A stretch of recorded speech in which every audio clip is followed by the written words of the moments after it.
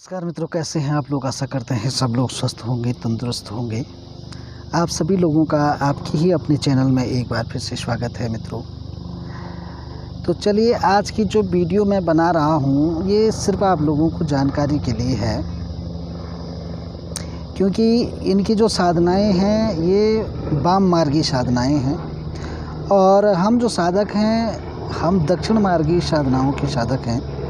तो मैं आपको ऐसे संतों के बारे में भी बताऊंगा जिनकी साधनाएं आप जो है दक्षिण मार्गी तरीके से कर सकते हैं, लेकिन ये वाम मार्गी या वामपंथी साधनाएं हैं जिनको जो है कुछ ही लोग कर सकते हैं और इनकी क्या जो है परिस्थितियां इनसे होती हैं उत्पन्न, इस संबंध में भी मैं आपको जानकारी दूंगा। तो चलिए शुरू करते हैं वीडियो। किसी साधक ने मुझसे पूछा है कि आखिर गंगाराम अघोरी साधना क्या है और इसके बारे में भी आप जो है वीडियो बनाएं। तो मित्रों, आपकी जानकारी के लिए मैं इन जो है शक्तियों के बारे में आपको बता रहा हूं।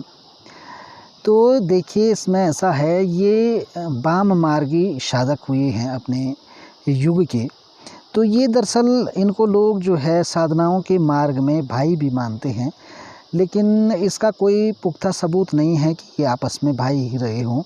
तो ये जो पहले जो साधक हैं ये है गंगाराम अघोरी, और जो दूसरे इनके साथ हुए हैं वो है मनसाराम अघोरी, और जो इनके तीसरे भाई जिनको माना जाता है वो हुए हैं घनश्याम दास या हंसाराम अघोरी भी उनको कहा जाता है। तो ये तीनों हैं। तो सबसे पहले हम ये जानते हैं कि इनका जो भोग था वो क्या होता था। तो जो गंगाराम अघोरी थे वो शराब का सेवन करते थे, और जो मनसाराम अघोरी थे वो मांस का सेवन करते थे, और जो हंसाराम अघोरी थे वो रक्त का सेवन करते थे। ठीक है ना। तो इस प्रकार के ये वामपंथी जो है साधक थे, वाम मार्गी साधक थे।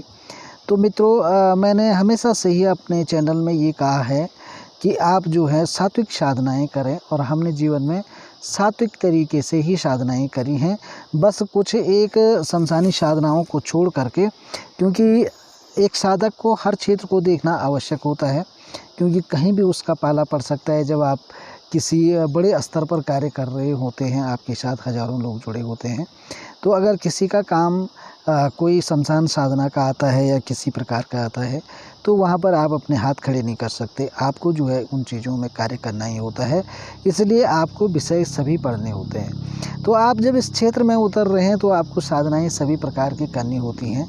लेकिन मित्रों, मैं आपको बता दूं कि ये जो गंगाराम अघोरी की साधना है या मनसाराम अघोरी की साधना है, ये बहुत ही खतरनाक साधनाएं हैं। और इन साधनाओं की विशेषता ये है कि जो भी साधक है वो साधनाएं इसलिए करता है कि अपने भविष्य को उज्जवल बनाएं और दूसरों की सेवा कर सकें और परोपकार कर सकें, अपने को समाज में स्थापित कर सकें। तो इसलिए साधनाएं की जाती है। लेकिन इस साधना की विशेषता ये है, ये आपको कोई नहीं बताएगा। यूट्यूब में बहुत सारे लोग हैं, जानकार लोग हैं, वो साधनाएं देते हैं, लेकिन ऐसी जानकारी वो नहीं देते हैं। जब आप गंगाराम अघोरी की साधना कर रहे हो या हंसाराम अघोरी की साधना आप कर रहे हो, तो आपके जीवन में जो है ऐसी घटनाएं होती हैं, या तो आपके परिवार में लड़ाई झगड़ा शुरू हो जाएगा, या फिर जो है कि आपका कोई पारिवारिक जन बीमार पड़ा रहेगा, या फिर जो है आपको जो है कोई आर्थिक समस्याएं बिल्कुल बुरी तरह से त्रास्त कर सकती हैं। तो इस प्रकार की जो ये साधनाएं होती हैं, इनका ऐसा विधान होता है साधना की तरह। इस प्रकार की परीक्षाएं इसमें होती हैं। तो कहीं ना कहीं जो है भाई अच्छा करने के लिए आप लोग ऐसा करते हैं, और जीवन में अगर कठिनाई हो जाए तो फिर उस साधना से क्या लाभ, है ना। तो ये है। और जो मनसाराम अघोरी है, इनकी जो साधना है ये निर्वंशी साधना है। ठीक है ना। और कहा तो ये भी जाता है कि जो गंगाराम अघोरी हैं उनकी साधना भी जो है निर्वंशी साधना है। निर्वंशी का मतलब ये है कि इनकी साधनाएं अक्सर वही साधक करते हैं जिनके अपने परिवार नहीं होते, जिनके बच्चे नहीं होते हैं, पत्नी नहीं होती है। तो ऐसे साधकों के लिए ये जो है ठीक है, लेकिन गृहस्थी जो साधक हैं उनके लिए इनकी साधनाएं उचित नहीं हैं। ठीक है ना। मैं तो यही कहूँगा। बाकी भाई अपना अपना उद्देश्य है, अपना अपना बुद्धि है, बुद्धिमता है। है ना। जो चाहे वो कर सकता है, किसी अगर करना चाहें तो किसी उचित गुरु के मार्गदर्शन में ही करें, जिन्होंने पहले इनको सिद्ध किया है। हमने तो भाई ये साधनाएं नहीं की है, तो इसलिए हम आपको सिर्फ हाँ अध्ययन के तौर पर हमने जानकारी ली है, तो आपको बता रहे हैं ज्ञान के लिए कि भाई ये है इनकी साधनाओं का विधान, है ना। और इनके कुछ खास शमशान हैं, इनकी साधनाएं वैसे लोग घर पे भी करते हैं। जो है कुछ लोगों का मानना ये भी है कि इनकी साधनाएं घर पर जो है सात्विक तरीके से भी की जा सकती हैं। तो अब ये तो संभव नहीं है कि अगर किसी अघोरी की साधना आप कर रहे हैं और आप उसको सात्विक तरीके से करें, तो मुझे नहीं लगता कि वो साधनाएं सिद्ध होंगी। लेकिन हाँ, इससे कुछ हद तक उनकी कृपा ज़रूर प्राप्त हो सकती है ना। तो ये है। तो इनके कुछ विशेष घाट भी हैं, जैसे उज्जैन का घाट है, तो वहाँ पर जो है गंगाराम अघोरी और बंसाराम अघोरी की साधना आप कर सकते हैं। या फिर जो है कामाख्या में जो है शमशान में आप इनकी साधना कर सकते हैं। तो मेरे ज्ञान के हिसाब से ये दो ही जो है ऐसे शमशान हैं जहाँ पर आप इन अघोरियों की साधना कर सकते हैं। ये अघोर पंथ के ओगढ़ मार्ग के साधक हैं, और इनके पास जो है इस प्रकार की मतलब इस प्रकार का इनका व्यवहार था कहिए, या इनका खान पीन इस प्रकार का था कि जो है जो ओघड़ लोग होते हैं वो जो है मांस मदिरा के साथ साथ इंसान का मुर्दे का मांस भक्षण करना, और जो है मल मूत्र का भी जो है सेवन करना, ये तमाम चीज़ें इनके साथ होती थी और ये करते थे। तो इसलिए ये वाम मार्गी साधनाएं कही जाती हैं। तो इसमें जो है बहुत ही विचित्र किस्म के जो है वो होते हैं, मतलब क्रियाकलाप इन साधनाओं के होते हैं। तो जो है ऐसे में वही लोग इन साधनाओं को कर सकते हैं जो पूर्णतः जो है संन्यास जीवन में हो, उनके लिए ज़्यादा अच्छा है। मैं ये तो नहीं कहूँगा कि भाई गृहस्थी नहीं कर सकता है, जो करना चाहे वो कर सकता है। लेकिन अब तो इसमें ये है कि भाई रिस्क लेना तो अच्छी बात है ना। रिस्क लेने से फ़ायदे भी होते हैं। लेकिन मैं पूर्ण रूप से किसी को ऐसी साधना करने की इजाज़त बिल्कुल भी नहीं देता हूँ कि इस प्रकार की साधनाएं, और इंसान को अक्सर जो है मनुष्यों की साधना करने के बजाय ईश्वर की साधना करनी चाहिए। ये जो है जीवन के लिए हितकर होता है। अब अगर आप चमत्कार को नमस्कार करते हैं, तो केवल चमत्कार दिखाने से काम नहीं चलेगा। आप लोगों को अपना जो है क्या बोल सकते हैं उसको, मोक्ष भी तो देखना है कि आपका मोक्ष हो, आपका जो ये जीवन मरण का चक्र है इससे आप दूर रहें, आपको ईश्वर की भक्ति प्राप्त हो, आप इस संसार में भक्त कहलाएं। तो इसके लिए तो सात्विक साधनाएं ही की जा सकती हैं। और यदि आप अगर इस प्रकार से अघोर मार्ग की साधनाएं करना चाहते हैं, अघोरपंथी साधना करना चाहते हैं, तो इसके लिए भी कई बड़े बड़े तांत्रिक जो हैं, बड़े बड़े अघोरी जो हैं मौजूद हैं। तो उनसे आप जो है इन साधनाओं के बारे में जानकारी ले सकते हैं। तो हम हालांकि हमारे पास इसके मंत्र वगैरह आपको सब मिलेंगे, लेकिन हमने इनका उपयोग बिल्कुल भी नहीं किया इस प्रकार की साधनाओं का, और ना करना चाहते हैं।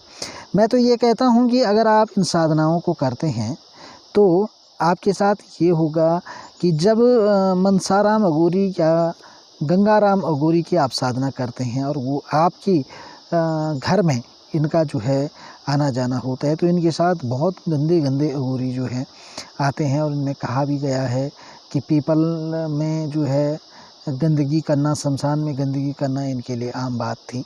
यानी कि इतनी पावर रखते हैं कि पूरे शमशान की शक्तियाँ इनके साथ केंद्रित हो जाती हैं। तो यहाँ तक इनकी पावर है, बहुत ही प्रचंड शक्ति इनकी होती है। तो इस प्रकार की साधनाएं करना घर में हितकर नहीं है, क्योंकि हम तो हर किसी का भला ही चाहते हैं।